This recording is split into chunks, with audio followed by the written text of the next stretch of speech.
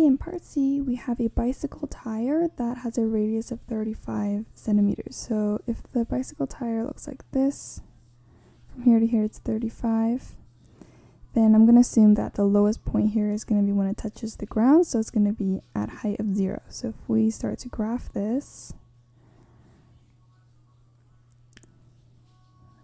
so this is time and this is height. So the midway height is going to be 35, and the lowest point will be at 0.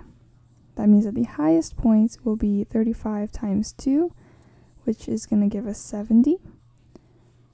So here we have the highest point and our midpoint.